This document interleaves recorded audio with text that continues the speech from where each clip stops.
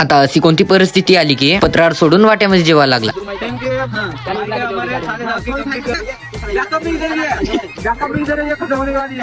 तर का म्हणता मित्रमैत्रिणी, पहिले तर काही पुट्टे बस स्टॉपवर जमा झालो. आता जे जे मसाले लागत होते ते घ्यासाठी दुकानामध्ये आलो.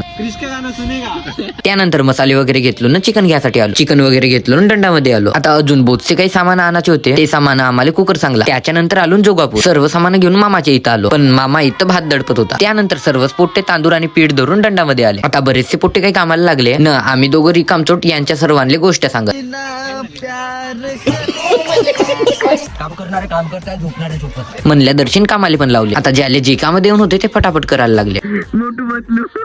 हे एवढूल्या वस्तूसाठी आम्ही मंगळपासून शिवा खातो भाई. आता ज्याचे काम ते करत होते. पीठ चुरणारे पीठ चुरत, चिकन कापणारे चिकन कापत, भात बनवणारा भात बनवत आणि विस्त फुकाले एक स्पेशलच होता न पोळ्या बनवणारा मीच होतो. आता बनवता तर नव्हती येत ते वेगळी गोष्ट आहे, पण कसं मागच्या वर्षी बनवलं होतं त्यामुळे बनवायला लावले. त्याच्यानंतर सर्वच काम काही झालेच होते.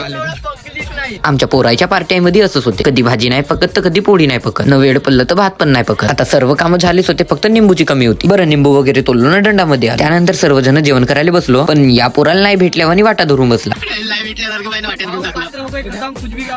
आता एवढं काय झालं पण वाढणारा व्हिडिओ मध्ये नव्हता आला.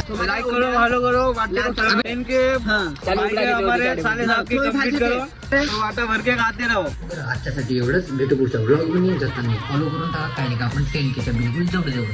चला बाय बाय.